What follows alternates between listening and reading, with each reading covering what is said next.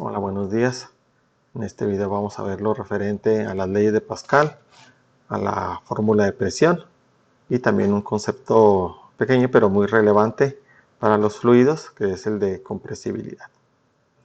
En cuanto a las leyes de Pascal, pues tenemos dos leyes. La primera dice que si tenemos una cantidad pequeña de fluido, la presión actuará de modo uniforme sobre él en todas direcciones. De tal manera pues que si hacemos una sumatoria de fuerzas, pues obtenemos una condición de equilibrio. Y la segunda dice que en un fluido que está confinado por fronteras sólidas, la presión actúa de manera perpendicular a la pared. Aquí lo podemos ver en estos ejemplos. El ducto de un horno, una tubería, un intercambiador de calor, un contenedor de agua, una alberca, una presa, un cilindro. En todos los casos, la presión siempre actúa en forma perpendicular a la pared en cuestión. De tal manera que, dado que la fuerza es una magnitud vectorial y si conocemos la fuerza, podemos determinar la magnitud de la presión simplemente dividiendo la fuerza entre el área y eso nos da la presión. Ahora, en cuanto a las unidades, hacemos mucho énfasis en la cuestión de las unidades fundamentales. Si nos vamos al sistema inglés, las unidades fundamentales que se derivarían de la división de fuerza sobre área, pues sería libras sobre pie cuadrado. Esto es lo que le llamamos PSF, Pound Square Foot. Y aunque estas unidades son correctas y las vamos a usar pues en nuestros cálculos muchas de las veces para mantener la famosa congruencia dimensional, perros con perros, sin embargo en la práctica cotidiana pues la unidad de presión que se usa no es la derivada de las unidades fundamentales, es las libras sobre pulgada cuadrada o PSI. Y pues la relación entre ambas es que un PSI equivale a 144 PSFs. Entonces, en nuestros cálculos con mucha frecuencia nos vamos a ver obligados ya sea a usar estas unidades o a convertir, si tenemos datos, por ejemplo, en unidades de PSI, pues en ocasiones tendremos que convertir a PCFs para meterlos a una ecuación donde todo lo demás está en pies. Sin embargo, los resultados típicamente cuando sea en el sistema inglés, los vamos a reportar los resultados de presión en PSI, porque pues esa es la unidad de práctica cotidiana, ¿verdad? Ahora, en cuanto al sistema internacional, nuevamente usando unidades fundamentales, pues tendríamos Newton sobre metro cuadrado, que es lo que llamamos un Pascal. En este caso, pues no hay una unidad, digamos, de uso cotidiano diferente a esta. Sin embargo, el Pascal pues es una unidad muy pequeña para medir magnitudes como las presiones que se manejan en maquinaria, en cualquier fenómeno físico, incluso la presión atmosférica. Entonces nos vemos obligados a usar los múltiplos, o no obligados, ¿verdad? Pero pues es más sencillo. Usar los múltiplos del Pascal, pues que serían el kilopascal y el megapascal, que estas son unidades muy usadas en la mecánica de fluidos. Por ejemplo, en el caso de la presión atmosférica al nivel del mar, tenemos que está ligeramente arriba de los 100.000 pascales, entonces pues es más práctico manejarlo como kilopascales. Y muchas presiones en la industria pues también se expresan mejor en megapascales. Existen incluso algunas otras unidades también de uso cotidiano que no son unidades, digamos, en el sistema internacional, como el bar. Un bar son 100.000 pascales o 100 kilopascales y también se usan muchísimo, pero eso pues lo abordaremos más adelante. Por ahorita que nos basta saber que estaremos usando en forma cotidiana los PCIs y kilos o megas pascales según sea el caso. Y bueno, pues también resaltar esta condición, que la presión y el área tienen una relación inversa. Esto es porque pues, en muchos casos, por ejemplo, cuando analizamos cilindros que tienen pues, justamente una geometría circular, el área pues, va a ser una consecuencia del diámetro. Entonces podemos ver que si el diámetro disminuye, la presión en el cilindro aumenta si la fuerza es constante y viceversa. O dicho de otra manera, es una relación inversa. Una relación inversa se podría decir entre más menos o entre menos más. Entre menos diámetro, mayor presión. Entre mayor diámetro, menos presión. Bien, bueno, pues con esto en mente vamos a hacer algunos ejemplos. En general son ejemplos sencillos, pero pues nos permiten practicar esto que acabamos de ver. El primero es el problema propuesto 1.43, que dice, calcula la presión que se ejerce en un émbolo que aplica una fuerza de 2.500 libras en el aceite que se encuentra dentro de un cilindro cerrado. El émbolo tiene un diámetro de 3 pulgadas. Entonces, en este caso pues es totalmente directo. Tenemos unidades de libras y unidades de pulgada. Entonces, para calcular la presión simplemente pues, hacemos la división de fuerza sobre el área, usando para el área la fórmula de pi por diámetro al cuadrado sobre 4, y pues por la ley de la tortilla pasamos el 4 para arriba. Entonces, nuestro resultado es 353.7 P6.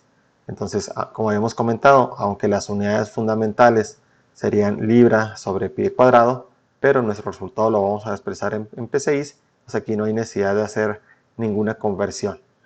Si pudiera pasar que luego en otro problema más avanzado en otras unidades tengamos que usar este resultado y meterlo en una ecuación donde vamos a usar pies. Entonces ahí sí tendríamos que multiplicar por 144 para convertir a PCFs. No es el caso de este problema, este podría ser un resultado terminal. Bien, el siguiente problema es el 1.46. Dice, un cilindro hidráulico debe poder ejercer una fuerza de 38.8 kN. El émbolo tiene un diámetro de 40 milímetros. Calcule la presión que necesita el aceite. Y esto es casi directo. Como estamos hablando de Newton, como habíamos comentado, pues son unidades muy pequeñas, entonces usamos los múltiplos, en este caso los kilonewton, y el diámetro nos lo están dando en milímetro, pues entonces nada más tener cuidado de usar aquí nuestro exponencial, porque esta operación pues va a ser newton sobre metro cuadrado, entonces tenemos que usar el exponencial por 10 a la 3, y los milímetros convertirlo a metro, igual la misma fórmula, nos da 30.876.059 newton, y pues como habíamos comentado, aquí es más práctico usar los múltiplos, en este caso los megapascales. 30 millones son 30.88 megapascales, millones de pascales. El problema 1.54 dice, una línea de cilindros con fluido de potencia tiene un rango de diámetros con incrementos de 1 pulgada, que van desde 1 hasta 8 pulgadas. Calcule la presión requerida por cada cilindro si éste debe ejercer una fuerza de 5.000 libras. Dibuje una gráfica de la presión versus el diámetro del cilindro. Bueno, entonces aquí en esta tabulación, la hice en mi caso la hice en Excel por facilidad. Entonces tenemos una fuerza constante de 5.000 libras. Y esa fuerza está aplicada en diferentes cilindros que varían desde 1 hasta 8 pulgadas. Aunque aquí el problema nos menciona que los incrementos son de 1 pulgada, en mi caso lo hice de 0.5 en 0.5 para que la curva quedara un poco más suavizada, que no quedara tan quebrada. Entonces lo que estamos observando es que si la fuerza es constante, conforme aumenta el área del, conforme aumenta el diámetro y por lo tanto el área, pues la presión va disminuyendo. Es lo que habíamos comentado, aquí hay una relación inversa. Entonces ya aquí tabulándolo, donde en este eje, miren, este eje de aquí viene siendo la presión y viene siendo el diámetro. Entonces vamos viendo que conforme aumenta el diámetro, disminuye la presión. Entonces esta es la relación, es una relación cuadrática, porque la relación entre presión y área está determinada por el diámetro al cuadrado, entonces no es una relación lineal.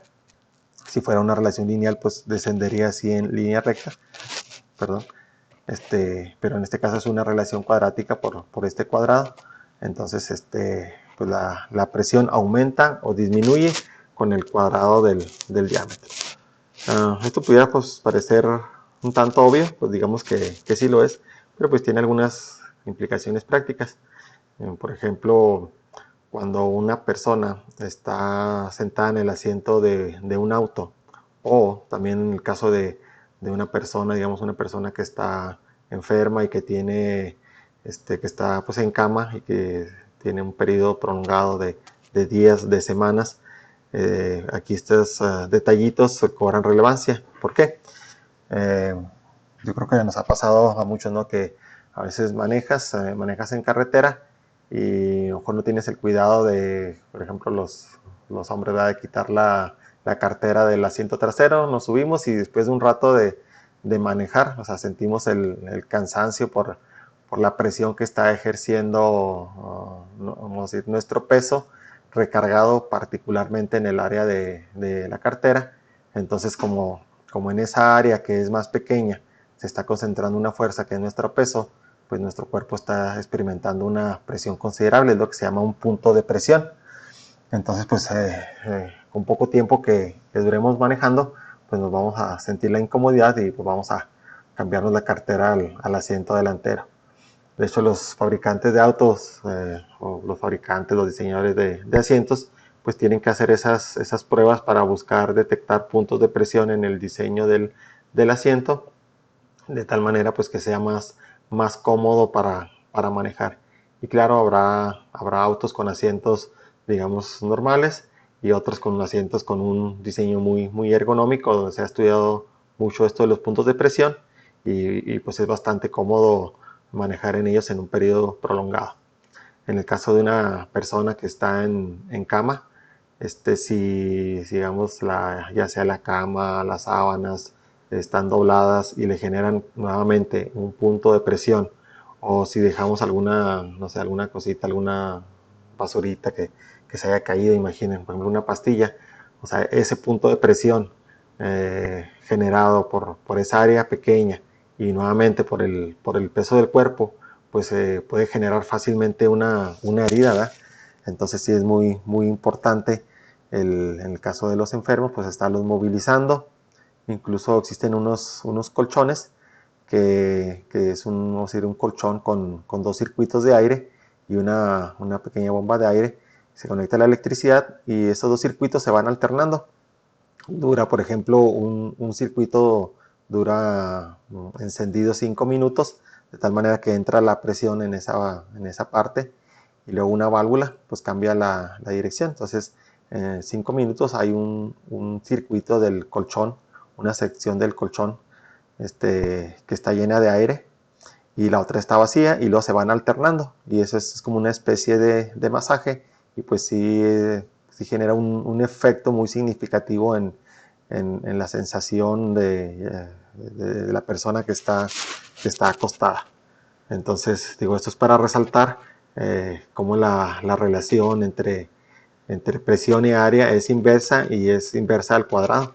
Entonces, si tenemos un área muy pequeña, nuestra presión puede ser muy considerable y en algunos casos, como los que comentamos, pues sí pueden tener un efecto muy significativo ya sea en un pasajero, en un cliente de un auto o en una persona que tiene un periodo prolongado de estancia en cama.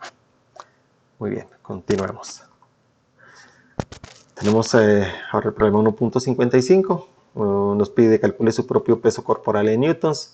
Después calcule en pascales la presión que se generaría sobre el aceite de un cilindro de 20 milímetros de diámetro si usted separara en el émbolo. Convierta la presión resultante en P6. Y bueno, pues aquí dependiendo del peso de cada persona, pues el resultado será variable. Yo más o menos usé lo que creo que estoy pesando ahorita, 78 kilogramos, por eso le puse ahí aproximado, 78 kilogramos. Y pues, estamos en el sistema internacional, multiplicamos por la gravedad y mi masa convertida a peso equivale a 765.2 newton. Ahora si este peso, pues que es la fuerza, lo aplicamos si yo me parara sobre un cilindro que tiene aceite con esta área de 20 milímetros o 0.02 metros, pues la presión que generaría serían 2.1 2.44 megapascales, 2.44 por 10 a la 6 pascales. Y aquí nos piden que reportemos el resultado en P6. Entonces recuerden que los factores de conversión están en el apéndice K. Y para nuestro caso tenemos que un PSI equivale a 6.895 pascales. Entonces estos 2.4 megapascales equivalen a 353.3 PSIs. Dependiendo de la masa inicial que usen, pues va a variar este resultado. Continuamos con el 1.56. Para la presión que se calculó en el problema 1.55, calcule en newtons la fuerza que podría ejercer un émbolo de 250 milímetros de diámetro. Luego convierte la fuerza resultante en libras.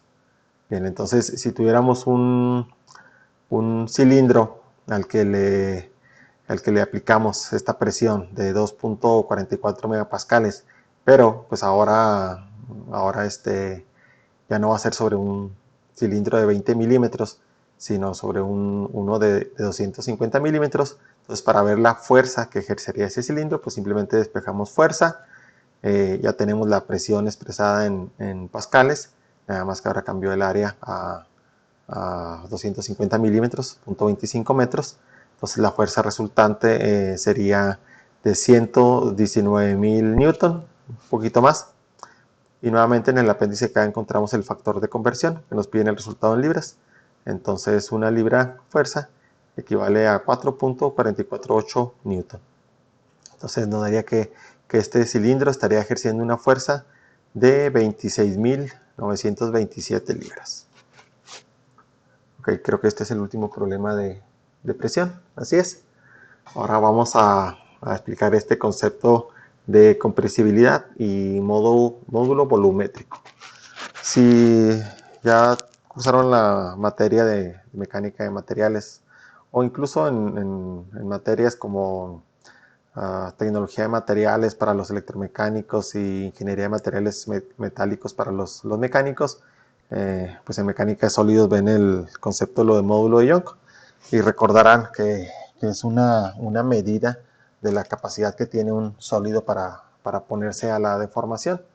Es cuando se hace la gráfica de esfuerzo de formación unitaria en el acero, una gráfica muy típica, donde la primera parte pues es una línea recta donde se cumple la ley de Hooke. Y así como el módulo de Young pues expresa que tanto se va a poner un material a la deformación bajo la acción de una carga, de tal manera que un acero, por ejemplo, va a tener un módulo de Young mayor que un aluminio. Entonces, el equivalente sería en este caso el módulo volumétrico en lo relativo a compresibilidad, de tal manera que entre mayor módulo volumétrico tenga la sustancia, más se va a oponer a variar de volumen, en este caso, bajo la acción de un cambio de presión. Entonces, este módulo volumétrico lo tenemos aquí representado con algunos ejemplos en la tabla 1.3 para algunas sustancias seleccionadas. Y vean que tiene valores muy altos. En el caso del alcohol va de 130.000 PSI, pero en el caso del mercurio pues es superior a los 3 millones de PSI el módulo volumétrico. Más o menos va en relación a la densidad de la sustancia. En esta lista que tenemos aquí, pues el que tiene menor densidad es el alcohol etílico, que tiene menos módulo volumétrico, o sea, es más factible comprimirlo. Y en el caso del mercurio, que es muy denso, pues tiene mayor módulo volumétrico, de tal manera que es bastante difícil comprimirlo. Entonces, la fórmula que expresa la compresibilidad es esta. La compresibilidad del módulo volumétrico se expresa como la división del cambio de presión con un signo negativo entre un cambio de volumen dividido entre volumen, que este sería el volumen inicial. ¿Por qué este signo negativo? Porque bueno, cuando sea una compresión, que es el denominador, va a ser también negativo. Entonces cuando tenemos una compresión, este término de aquí abajo va a ser negativo, entonces nuestro cambio de presión va a ser positivo. O dicho de otra manera, para lograr una compresión, pues necesitamos un cambio de presión positivo o un aumento en la presión. Entonces esto lo podemos ver ilustrado en este ejemplo. calcule el cambio de presión que debe aplicarse al agua para que su volumen cambie un 1%. Entonces tenemos aquí nuestra fórmula, lo que habíamos explicado de que este denominador será negativo en el caso de una compresión, de tal manera que el cambio de presión nos resulte positivo. Entonces, para el ejemplo en cuestión, el módulo de compresibilidad del agua son 316.000 psi y nos están pidiendo un cambio de volumen de 1%. Entonces, un 1% es un cambio de 1 en 100, o expresado en forma decimal es 0.01. Entonces, esto lo sustituimos aquí en nuestra fórmula. Como estamos hablando de una compresión, pues este debe ser negativo, y al despejar pues nos queda un cambio de presión positivo de 3.160 psi. O sea que si queremos que un volumen de agua reduzca su volumen en 1%, tendríamos que aplicar esta presión. Esta ya es una presión considerable, 3.160 psi. Por ejemplo, la presión que maneja, por poner un ejemplo, un hidroneumático anda entre 20 y 40 psi. Entonces, acá que esta presión ya de 3000 es bastante considerable. Por ejemplo, la presión tal vez que traiga una línea de distribución de agua en la calle ha de andar, no sé, en el rango tal vez de los 100 psi. Entonces, pues nuevamente 3160 es un cambio de presión muy, muy considerable. Entonces, una de las consecuencias que tiene este pequeño resultado es el decir que aquí en el contexto de la clase vamos a manejar que los fluidos líquidos son incompresibles. O sea, por este ejercicio sabemos que sí se pueden comprimir si aplicas la presión suficiente. Sin embargo, para fines prácticos, un cambio de volumen de 1% suele despreciarse porque está dentro del margen de error de muchos cálculos, particularmente cuando son cálculos manuales. Entonces solemos despreciar el cambio de volumen que experimenta un fluido y decimos que los fluidos son incompresibles, aunque en algunas aplicaciones, digamos en maquinaria de precisión, ya un cambio de 1% no sería tan despreciable. Pero pues nuevamente aquí en el contexto de la clase, los fluidos líquidos vamos a decir que son incompresibles, aun y cuando sabemos que sí se pueden comprimir. Ahora pues algunos ejemplos. Vamos a ver aquí, me parece que invertí el orden de estas slides. El primer ejercicio es el 1.57. Vamos a ver, aquí está mal, perdón. Entonces siempre sí voy a borrar esta slide. Son ejemplos muy sencillos. Podemos ilustrarlo con este problema que tenemos aquí, el 1.59. Y nos dice, encuentre el cambio de presión necesario para hacer que el volumen de aceite en una máquina disminuya 1%. Exprese el resultado en PSI y en megapascales. Entonces, tenemos los datos del tipo de fluido, que en este caso es aceite en una máquina. Entonces, simplemente lo que tenemos que hacer en cada caso es ir aquí a nuestra tabla 1.3 y para el aceite de máquina obtenemos el módulo volumétrico, que en este caso es 189.000 psi. Igual si deseamos hacerlo directo en megapascales, lo podemos tomar de aquí. Ahorita para hacer la conversión y practicarlo lo voy a tomar en psi. Entonces aquí tengo mi módulo de compresibilidad, 189.000. Me están diciendo que el cambio de volumen, nuevamente se busca que sea del 1%, y ya vimos que en forma decimal esto es 0.01. Posteriormente, cuando lo meta en la fórmula, pues le pongo negativo. Y la incógnita es el delta P. Entonces sustituyo en mi fórmula, módulo de compresibilidad es igual a menos delta P entre delta B. Como dijimos, en este caso es negativo y le pongo negativo porque es una compresión. Entonces despejo mi delta P. Y tengo que para generar un cambio de volumen de apenas el 1%, necesito 1890 psi. Me piden que lo exprese tanto en psi como en megapascales.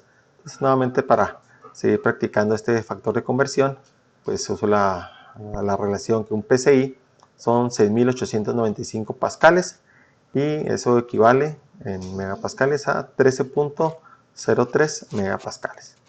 igual totalmente válido que hubiera hecho usado el módulo de compresibilidad directo en megapascales, que para el caso del aceite de maquinaria es 1303 megapascales. Entonces 1303 multiplicado por 0.01 pues me sigue dando el 13.03. Ok, y finalmente para terminar, aquí un pequeño ejemplillo con un cilindro, dice el 1.60. Bajo las condiciones que se describen en el problema 1.59, suponga que el cambio de 1% en el volumen ocurrió en un cilindro con diámetro interior de 1 pulgada y longitud de 12 pulgadas. Calcule la distancia axial que recorrería el émbolo conforme ocurriera el cambio de volumen, asumiendo que el cilindro no se deforma y únicamente el fluido es el que cambia de volumen. Entonces aquí lo que tenemos es un cilindro, y para fines de este ejemplo vamos a suponer que este cilindro es perfectamente rígido o indeformable, lo cual pues en la práctica no es tampoco cierto, porque también bajo una carga considerable ese cilindro se va a deformar y se va, digamos, a hacer panzón, por decirlo de alguna manera. Pero en este ejemplo ahorita lo vamos a poner indeformable, luego explicamos cuál es la razón de presentarlo así. Entonces ese cilindro tiene una longitud de 12 pulgadas, un diámetro de 1 pulgada, y le estamos generando un cambio de volumen del 1%. En este caso, aunque nos están dando el diámetro, aquí no lo vamos a requerir, simplemente la longitud, porque si el cilindro no se deforma, entonces todo el cambio de volumen se va a generar no con el cambio de volumen de la parte del cilindro, sino con el cambio de volumen del fluido. Entonces el cambio de volumen va a ser el cambio de la longitud por la longitud. ¿Ok? Entonces el cambio de volumen va a estar directamente relacionado al cambio de longitud, por lo que comentamos. Este cilindro va a comprimir el fluido y el contenedor no se va a deformar. Entonces si el cambio de volumen es del 1%, pues el cambio de longitud será igualmente del 1% o 0.01 de 12 pulgadas, y esto equivale a 0.12 pulgadas. Si lo convertimos a milímetros, esas pulgadas, lo multiplicamos por 25.4, vemos que pues viene siendo prácticamente casi un octavo, ¿verdad? Son un poquito más de 3 milímetros.